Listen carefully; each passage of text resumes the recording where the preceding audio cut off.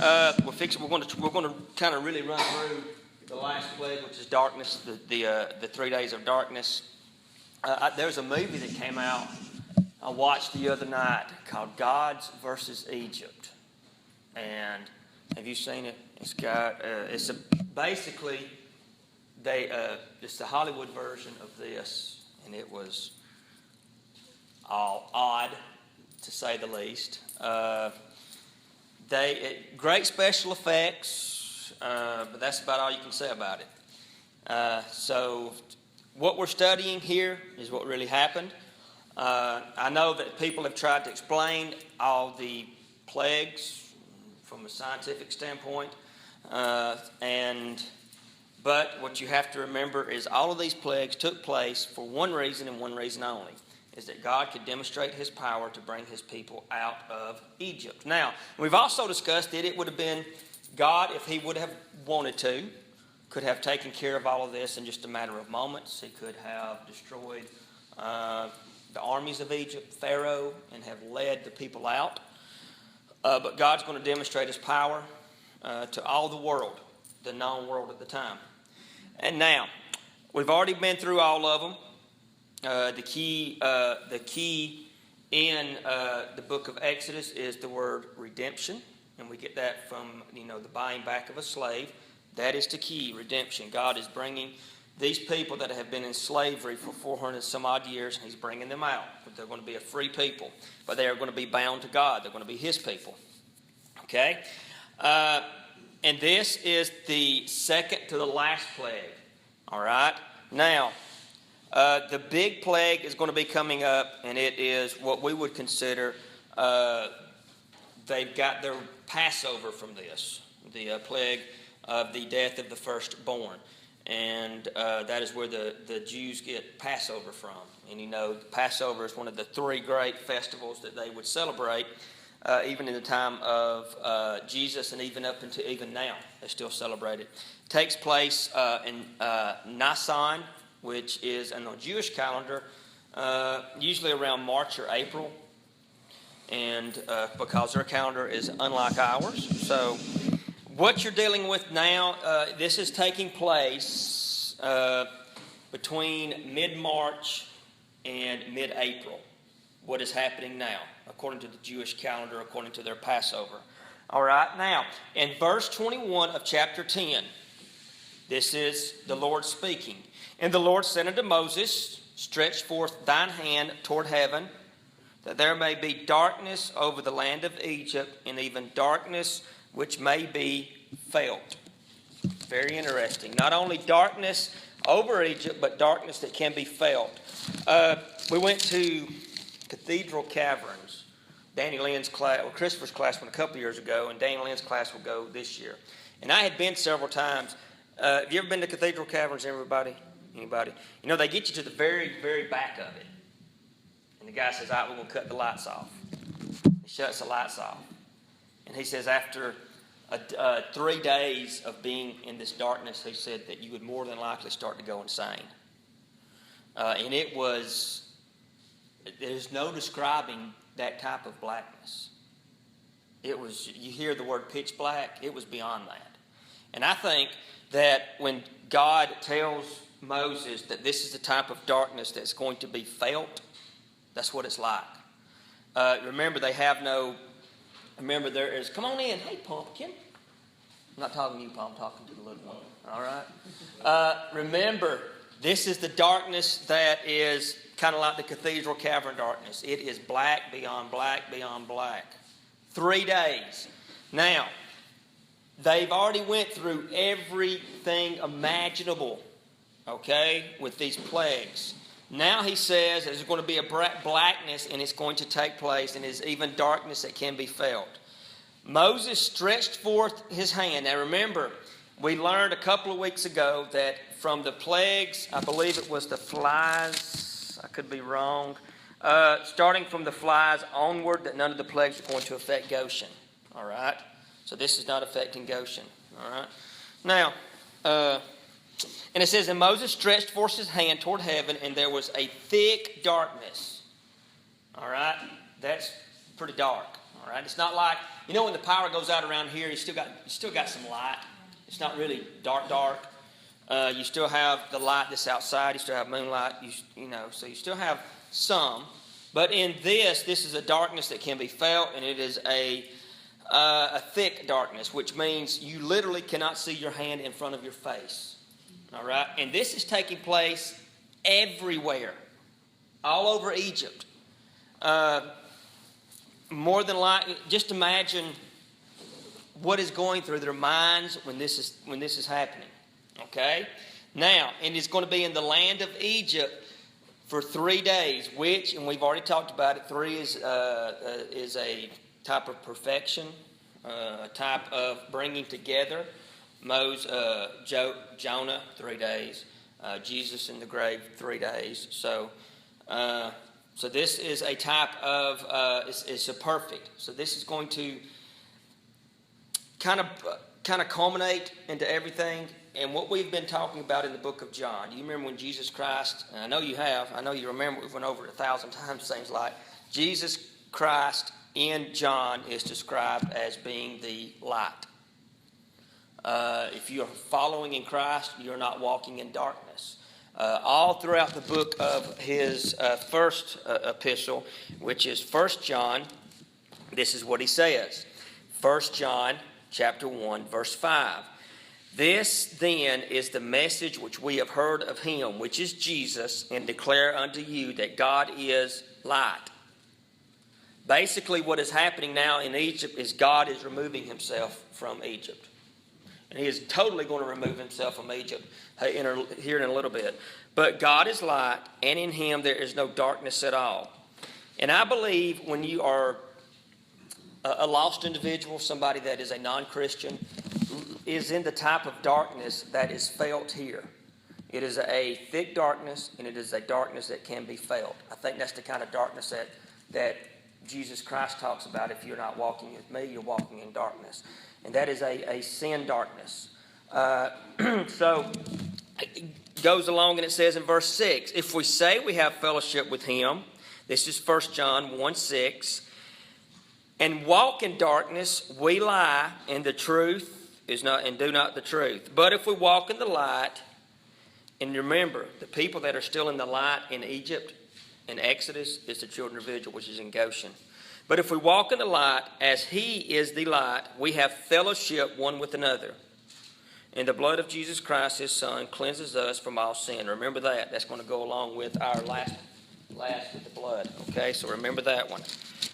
So Jesus Christ says, I am the light. Come unto me.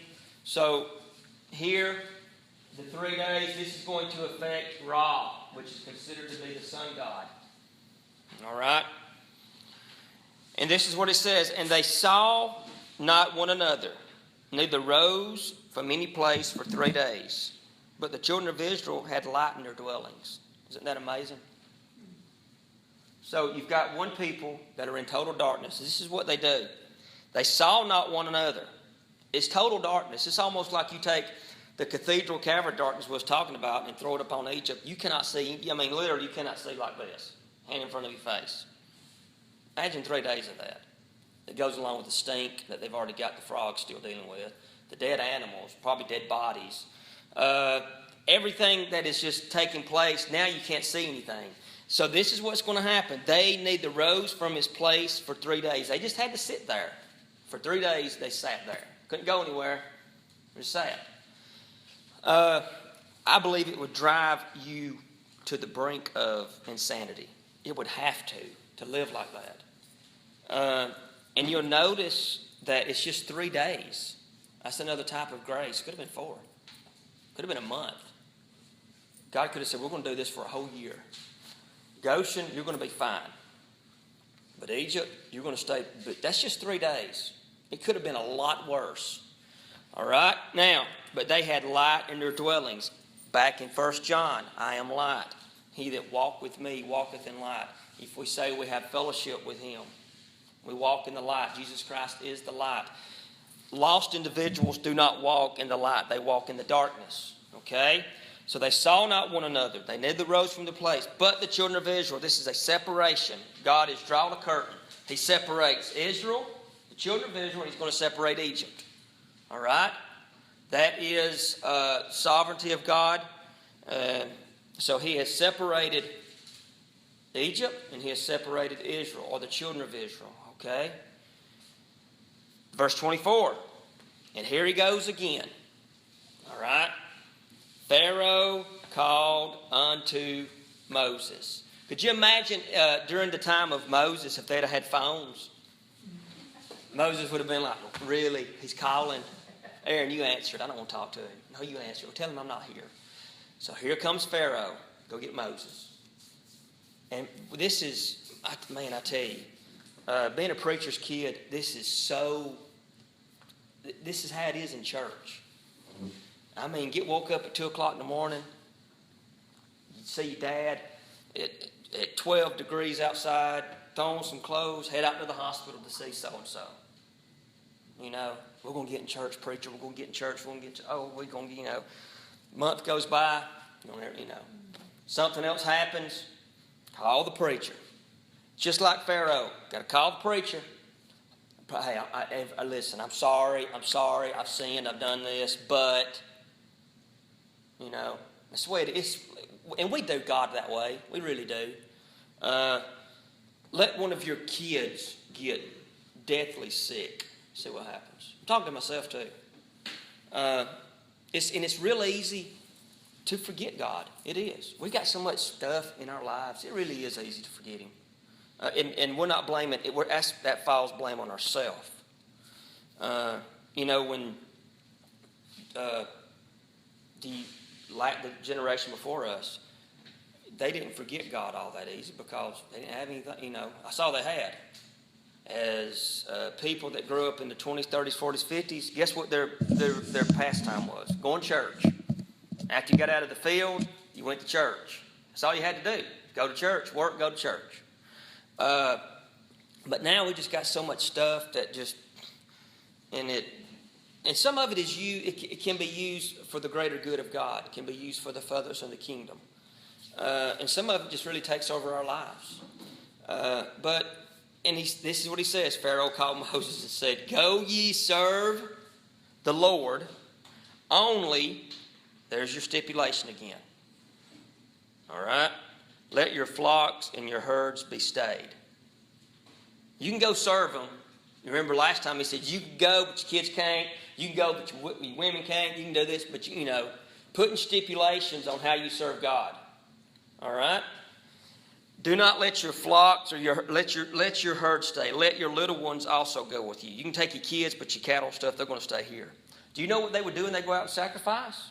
They would kill the cattle and they would kill the herds. I mean, you had to have a blood sacrifice.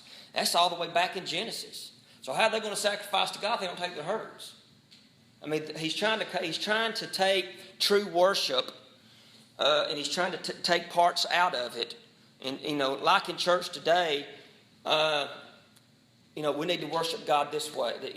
According to the scriptures, let's worship God this way. Yeah, but let's don't put all this. Let's take this out and kind of incorporate that. So that's basically what Pharaoh was doing. He is saying, you can go, but don't take your flocks and don't take your herds and don't do this, okay? And Moses said, "Thou must give us also sacrifices and burnt offerings, that we may sacrifice to the Lord our God. Also cattle shall also shall go with us. There shall not a hoof be left behind. And thereof must we take to serve the Lord our God. We know not with what we must serve the Lord until we come together." But Moses got a good argument. You know what he's doing? He is telling Pharaoh how to worship God. And Pharaoh doesn't get it because Pharaoh's a non-believer. He don't know anything about worshiping God. He's basically, as it says, I believe it's in the book, I forget exactly where, it might be in Matthew, where you're throwing your pearls before the swine. This is how we worship God. We got to sacrifice. We got to do this. But the Lord hardened Pharaoh's heart, and he would not let them go. This is it. This is Pharaoh basically is going to sign his death warrant right here. This is where God basically, the straw that broke the camel's back is right here. And Pharaoh said unto him, Get thee from me. Take heed to thyself. All right? It's amazing to me everything David went through. The blood, the flies, the frogs, the hail, the lightning, everything. How arrogant Pharaoh can be. How arrogant he is. See my face no more. For in that day thou seest my face, you shall die. Really? You know what's amazing? That Pharaoh has had ample times to kill Moses. I mean, really. Every time Moses comes to him, Pharaoh never lays a hand on him. But now he starts making threats to Moses. How does Pharaoh think that he is going to be able to kill Moses when everything is going total opposite in Pharaoh's life? The arrogance that really he's very arrogant. And I like this is what Moses said. Thou hast spoken well. I will see thy face again no more. We would like to call that when grace leaves. Yeah. Common grace gone.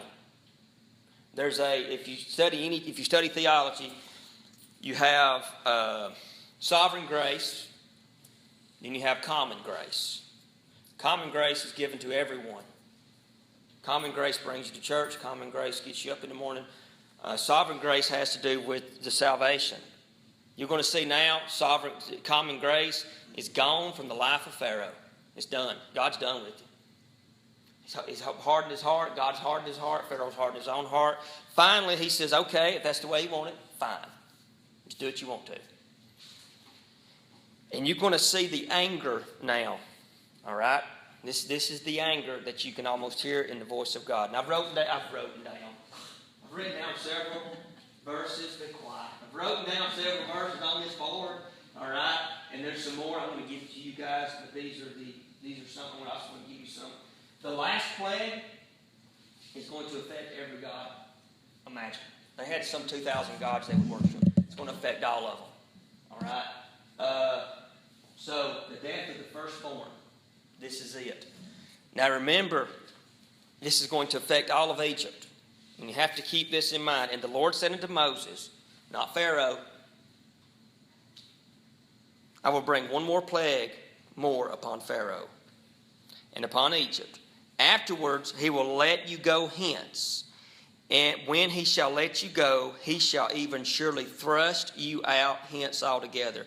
It's basically, you remember seeing them old shows where a guy goes into a house, or those old westerns where a guy goes into a saloon and somebody picks him up, throws him through them swinging doors out on the street. It's basically what it's going to be like. Pharaoh's going to say, get out. Like you got no dog that comes up to you already start throwing rocks at him. Get out of here, go on. This is basically what it's going to be like with Pharaoh. You've got to get out of here. I don't want you in my land anymore, leave. The drastic measures that God's going to take for this to come about. We're going to bring one more plague. And he's going to thrust you out hence altogether. Speak now in the ears of the people. He that hath ears, let him hear. That's why it's so important. A lot of people say, you ain't got to study the Old Testament. That's the Old Testament. That's ivory tower stuff. You don't have to study that. We don't have nothing to do with the Old Testament law. Yes, you need to study the Old Testament because it relates with the New Testament. Because you remember that Jesus Christ tells us in the parables, he that hath ears, let him what? Hear. Now Moses is going to speak into the ears of the people, directly into the ears. And let every man borrow.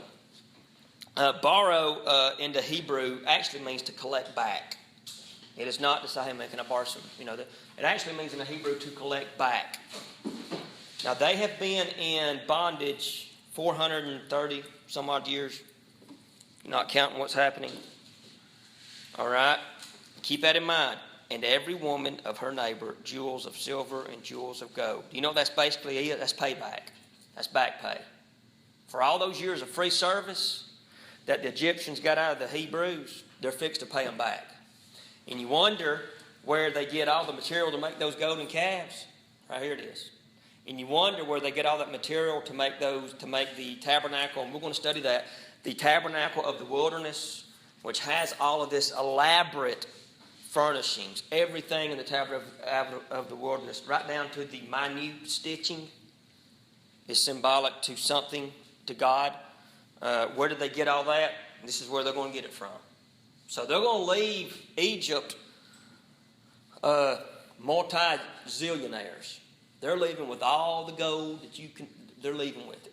Everything that's worth $1, they're going to take it. All right, and they are going to. And it says, and the Lord gave the people favor in the sight of Egyptians. Moreover, the man Moses was very great in the land of Egypt, and in the sight of Pharaoh's servants, and in the sight of the people. Who's the people starting to look at now instead of Pharaoh? Starting to look at Moses. I want you to look. And the Lord gave the people favor in the sight of the Egyptians. And the Lord gave the people. When they leave Egypt and those mixed multitudes blend in with them, here's the people. A lot of Egyptians leave with them. They don't want to hang out. I mean, why would you want to stay in Egypt? Look what has happened. We're going to go with them. All right? But eventually that mixed multitude starts causing trouble. They're the ones that starts grumbling about the manna. So when you bring these mixed multitudes in, they're going to start causing trouble. But that's a different story. All right? And it says, moreover, the man Moses was very great in the land of Egypt. If he was to have had an election right then, said, all right, we're going to vote. Who do you want the leader? Pharaoh or Moses, he'd have won hands down. All right? In the sight of Pharaoh's servants love Moses now. The people of Egypt love Moses now. But this is the only reason that they love him and that they admire him is because the Lord commanded them to. All right? Now, and Moses said, thus saith the Lord, about midnight will I go out in the midst of Egypt. Not Goshen. It's in Egypt. Okay? And all the firstborn in the land of Egypt shall die. You remember in the New Testament when Herod the Great, he said, I want you to kill all the firstborn males. You remember what Pharaoh tried to do 80 years prior to this? Because Moses is 80. Kill all the kids. Kill them all. Notice how their sins is coming back to them. My grandfather used to have an old saying, there's nothing that goes behind the devil's back that don't come around his belly first. Whatever you better watch what you do. You better watch what you wish for, because 80 years prior to this, the Pharaoh did the exact same thing, and it did not work. Because now we have a man by the name of Moses, and now God is going to do the exact same thing that Pharaoh done. He says, at tomorrow about midnight, I will go in all of Egypt, and the firstborn of the land shall die. Itty bitty babies. Little babies. I mean, they haven't done anything wrong, have they? I mean, you got little bitty babies. You got kids my age. They no chance. And this is what amazes me. We don't have a problem with this. God does this, we don't have a problem. But when it starts getting into sovereignty in the New Testament, we don't like it. God just got too much control. But when we read this, yeah, go get them, God. But in the New Testament, when God starts talking about, when Jesus starts talking about, I have the ability to blind you if I want to. I have the ability to close up your ears. I have the ability to keep you from salvation. We don't like that. But when we start talking about this, we don't have a problem with it. Even in, I almost said Moses' ark, Noah's ark. You'll notice that Noah it says that Noah preached righteousness for 120 years. Does it say who he preached it to? How did Moses go out and hold tent revivals? He's trying to build an ark. You know who he preached it to? The ones that's working on that ark. So you're seeing now God's sovereignty. Does it tell him? We'll get into that in a second. Maybe. From the firstborn of Pharaoh that sitteth upon his throne, even to the firstborn of the maidservant that is behind the mill, and all the firstborn of the beast. We often think that this just is going to affect the humans. It's going to affect animals too. Now, how many people are in just Egyptians? Now, remember, that is covering all what we've done looked at our mouth. How many people is going to die? I mean, in my opinion, it's millions. Because you have to remember, there is no, I know we don't have no kids in here, so there's no birth control. I mean, they're popping kids out left and right. It wasn't unusual back in this time for an Egyptian family to have 15, 20 kids.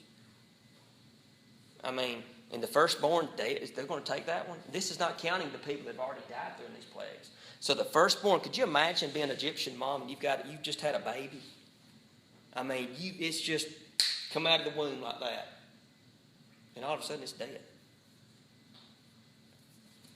This is how God views sin.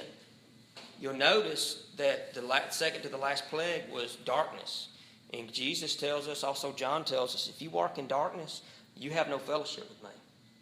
If you say you love me and you say you worship me and you call yourself a Christian, but yet you're living in darkness, you're a liar.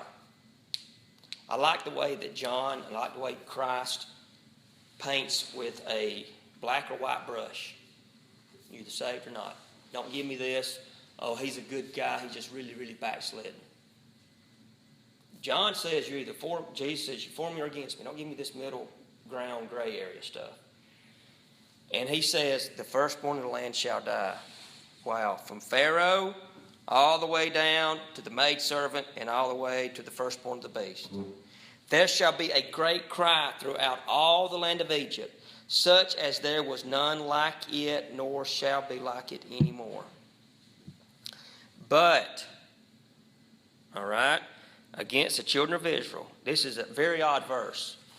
Shall not a dog move his tongue against man or beast, that you may know how the Lord doeth put a difference between the Egyptians and Israel. He is saying that basically nobody, not even a dog, is going to blame Pharaoh. You or the children of Israel, they're going to point the finger to Pharaoh. All right? And all these thy servants shall come down unto me, bow themselves down, and all these thy servants shall come unto me, bow down themselves unto me, saying, get thee out, and all the people that follow thee, and after that I will go out. And he went out from the presence of Pharaoh in a great anger. And the Lord said unto Moses, Pharaoh shall now hearken unto you, that my wonders may be multiplied in the land of Egypt. And Moses and Aaron did all the wonders before Pharaoh, and the Lord hardened Pharaoh's heart, and he would not let the children of Israel go. The last plague is, it's beyond epidemic. It makes Hitler killing Jews look like nothing. Kids are going to be dying. It's going to be death everywhere. Here we go. And the Lord spake unto Moses and to Aaron in the land of Egypt. This month, which is the beginning of months, which is their first month, is Nisan, which is Nisan or Nisan, which begins around March or April. Okay? And that is when they hold their Passover. All right? It shall be the first month of the year to you. This is a new year. All right? God is basically saying, okay, starting right now, we're starting afresh and we're starting anew. This is a new year for you guys. All right? Speak ye to the congregation. Now I want you to understand this. Speak ye to the congregation of what people? Does he say Egypt? Why doesn't Moses go out and tell all of Egypt, hey, if you want to be saved, and if you don't want your kids to die, this is what you've got to do? Why does he go just to the Israelites?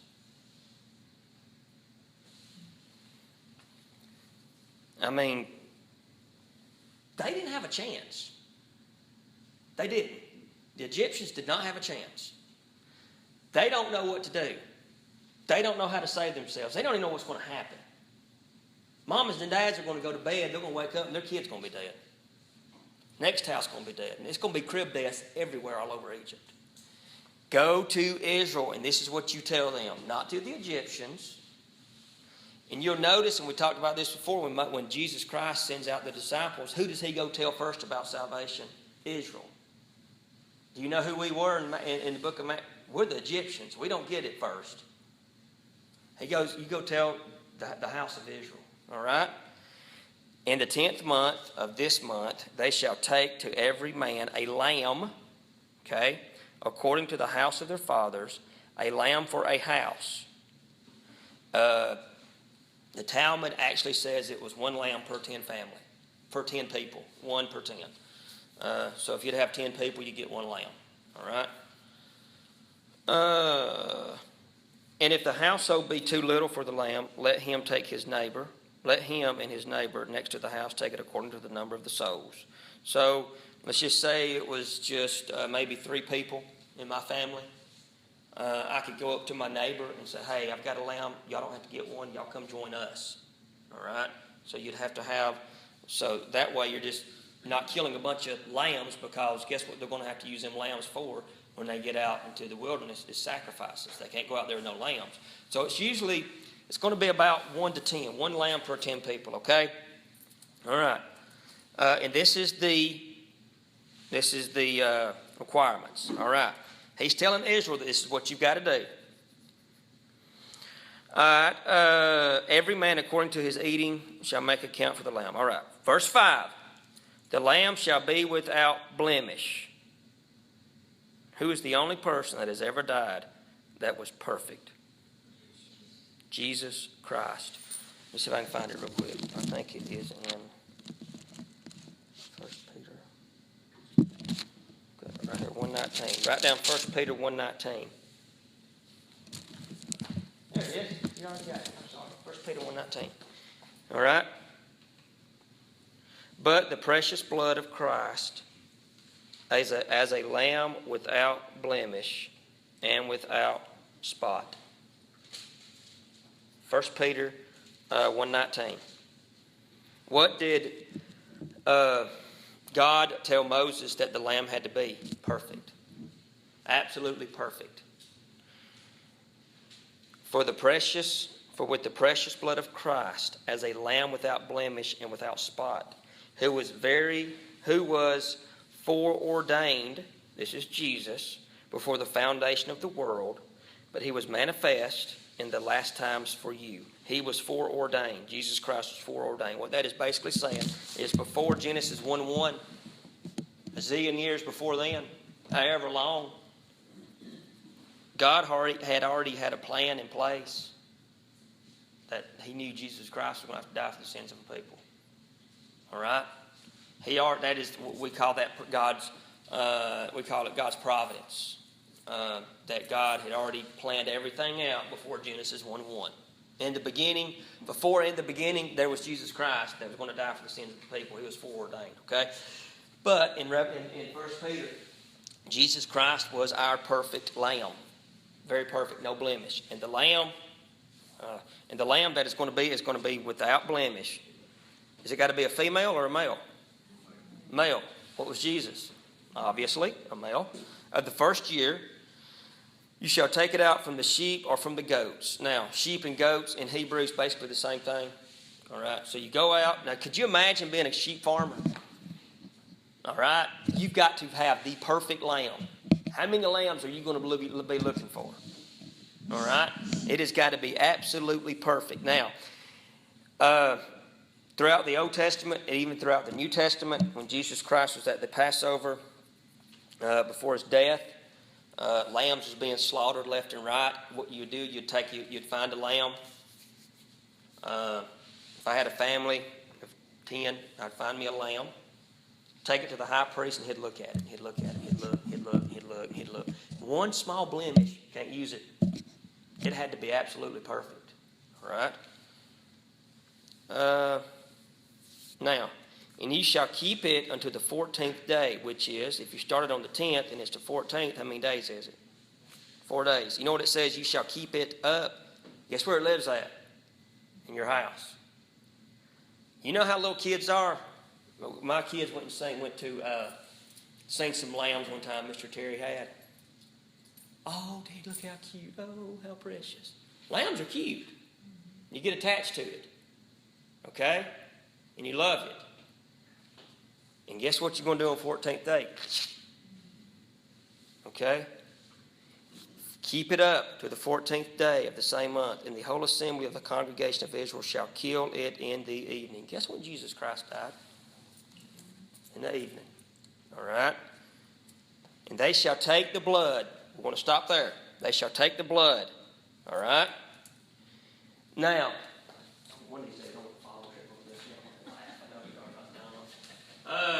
Revelations 19:13. Let's go from Revelations 19:13. Very important, the blood.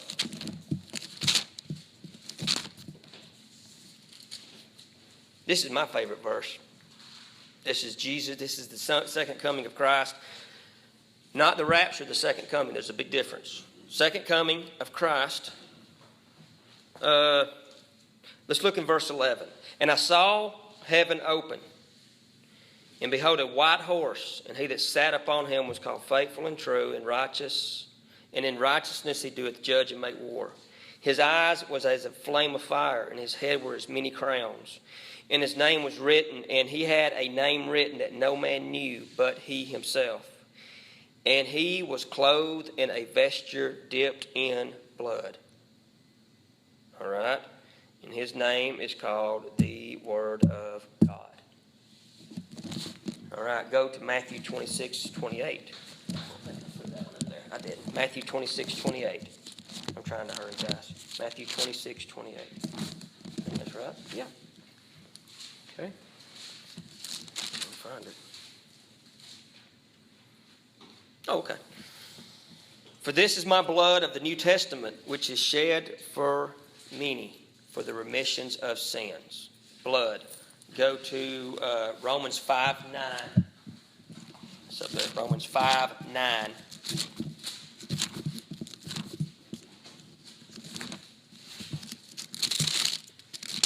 Y'all can find this. Okay. Much more then, now being justified, which is saved by his blood. How are we saved? By his blood. Ephesians 1:7. Ephesians 1:7.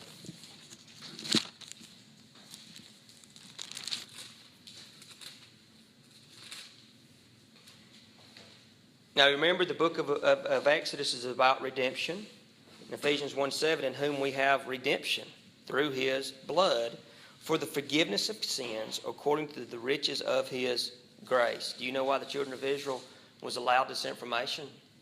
It's because of God's grace. All right? Ephesians 2:13, same book. But now, in Christ Jesus, who were sometimes afar off, are brought nigh, or made nigh, by the blood of Christ. All right?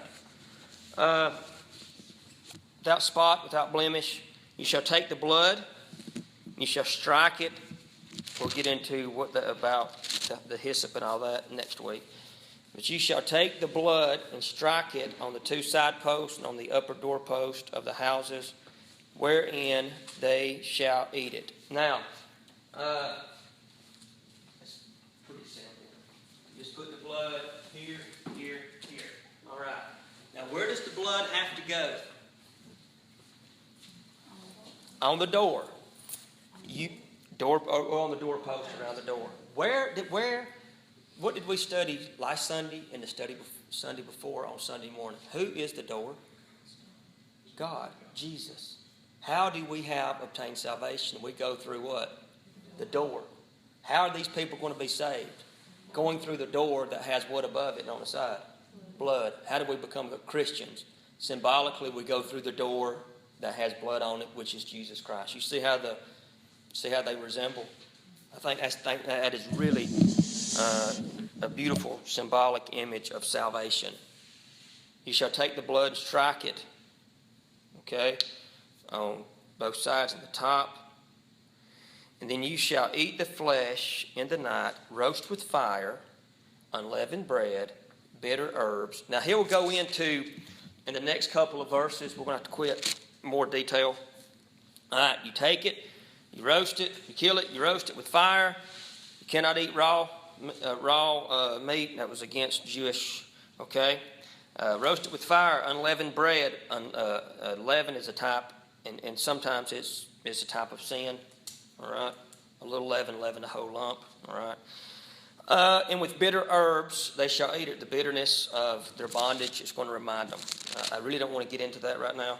I want to save that for next week. Eat not of it raw, nor sodden at all with water, but roast it with fire, his head with his legs, and with the puritance thereof. And ye shall let nothing of it remain until the morning. And that which remaineth of it until the morning you shall burn with fire. Okay? And thus you shall eat it with your loins girded. We're going to go back over this more in more depth next week. I just want to leave you with this. With your loins girded, your shoes on your feet, your staff in your hand, and you shall eat it in haste. It is the Lord's Passover. Okay? So, we'll get into it, I promise, next week in more detail. Loins girded, shoes on your feet, staff in your hand, and you better hurry up and eat it. Dear Heavenly Father, we love you and we thank you.